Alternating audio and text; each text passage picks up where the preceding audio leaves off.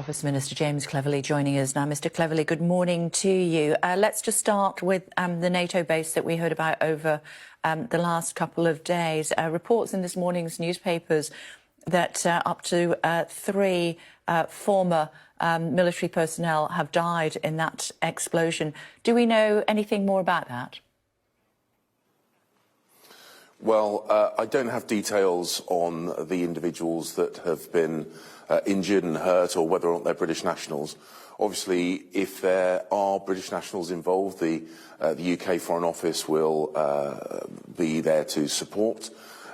We do remind people that the travel advice is that they shouldn't be going to Ukraine. We completely understand the urge to help and be supportive, but obviously we are telling people it is not safe to travel to Ukraine. But obviously, if British nationals have been hurt or killed, the government is there to support.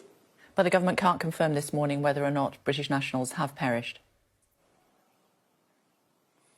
No, indeed, I can't speak about those details. I don't have that detail at the moment. But as I say, the UK government is there to support people if they do need our help, but we do urge people, whether they're tempted to help militarily or whether they are trying to be supportive in a humanitarian sense, our advice is that people should not be going to Ukraine, that there are other ways that they can help, and we advise them to donate to a recognised charity rather than putting themselves at risk. OK, explosions in Kiev again overnight. It looks as though another residential building has been hit. It looks as though the Russians are getting quite desperate. Hitting buildings like this, just to clarify, we do it every day. That's a war crime, is it? Yes. So the targeting of civilians or civilian infrastructure is a war crime. The situation in Ukraine is terrible, and it's obvious that the Russian military are not achieving the goals that they set themselves. They're not achieving the goals that Vladimir Putin has set for them. The defence by the Ukrainians is amazing, and we continue to support, whether it be through humanitarian support, economic support, and those defensive military equipments that we have provided the Ukrainian armed forces. To that end, a close aide to President Putin, Viktor Zolotov, says that progress is slower than expected. Surprising that someone close to Putin would actually acknowledge that. We also believe that Russia is asking for Chinese aid. That has been denied by China. What's Britain's advice to China? We've heard what the United States has said. They've warned China against getting involved. Well, what we're saying to all countries is that they should denounce this unprovoked, illegal attack into Ukraine by Russia. They should not in any way be supporting Russia. And we urge countries to join the UK and the international community in condemning and sanctioning Russia to choke off the finances which are funding Putin's war effort. There is no justification at all for this attack, and we urge China and all countries around the world to denounce it and absolutely not to support it.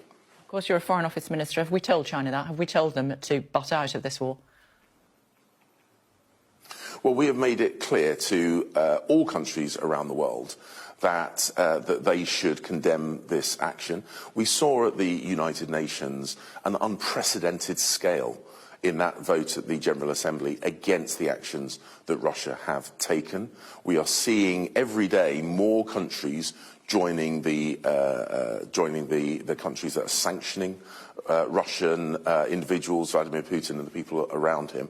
And what we do is we're urging everybody to make it very, very clear that they oppose this invasion, that they will take action, that they will sanction Putin and those people around him, and they will prevent him from pursuing this, as I say, this completely unjustified war against Ukraine. And has China done that? Have they given us that guarantee? Well, I mean, China's statements are in the public domain. We feel that countries should be really unequivocal in their opposition to what's going on. They should condemn. A lot of countries did so at the United Nations. We would like everybody, continue pushing Russia. As you said in your introduction, we're introducing now, or rather just last night, legislation was passed which enables us to apply even more sanctions on top of the ones that we've already applied. And what we want to do is have the international community speak with one voice, condemning this attack, putting real financial pressure onto Vladimir Putin so that he can no longer pursue this war of aggression against and I do want to talk to you about oligarchs in a second, but I just want to clarify, copper bottom it. Has China guaranteed to the UK that they will not get involved in the war in Ukraine? Well, we haven't had that statement from China, but what we are looking to do is ensure that China and indeed every other country around the world is condemning Russia's actions, absolutely not supporting Russia in its aggression against Ukraine, and indeed sanctioning Russia and putting real financial pressure on Russia. That's what we're calling on the international community to do, and that's what we will continue to push for until this war comes to a conclusion, the Russian forces leave Ukraine. There's a briefing that the Ministry of Defence puts out every morning about this time, an intelligence update, as they call it. I just want to share it with our viewers, and I'm interested to hear your view on this, and particularly the second point about reports suggesting that Russia may seek to stage a referendum in Kherson in an attempt to legitimise the area as a breakaway republic, similar to Donetsk. What's your interpretation of what that means?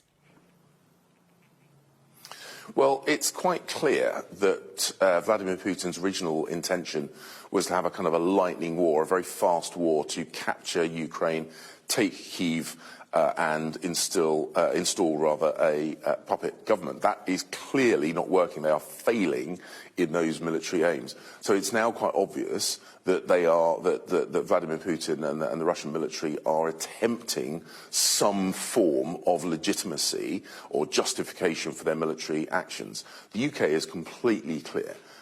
Ukraine is a sovereign territory. They have a right to protect their own borders.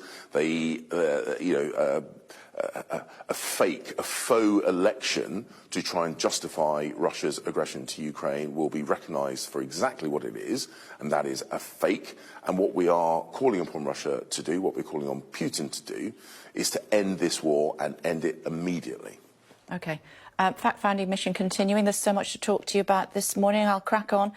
Article in the Telegraph this morning from the Prime Minister, in which he talks about solar, he talks about wind, he talks about nuclear, he talks about North Sea oil. Doesn't mention fracking.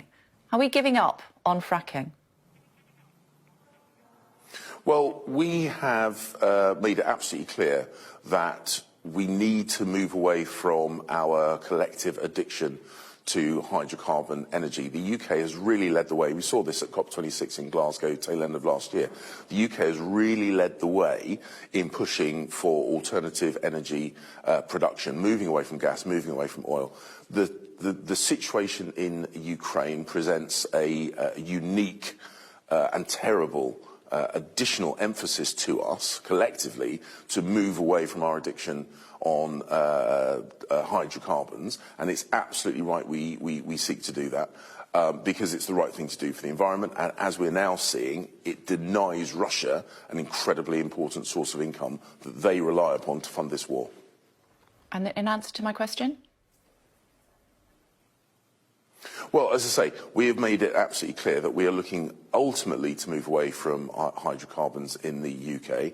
We want long-term, economically and ecologically sustainable routes. Specific decisions on, specific means of energy generation is for the Energy Secretary. But ultimately, our direction of travel is to move away from hydrocarbons because, as I say, it's the right thing to do for the environment. It's the right thing to do economically. And in this particular situation with Ukraine, it's the right thing to do to deny Russia a means of funding its war effort. We've got one of the heads of the fracking companies on a little bit later on, Quadrilla. They're looking at sealing their wells as early as today. Should they do it or should they wait? Well, as I say, Kate, the individual decisions is a matter for the Energy department. But the point that I've made is that our direction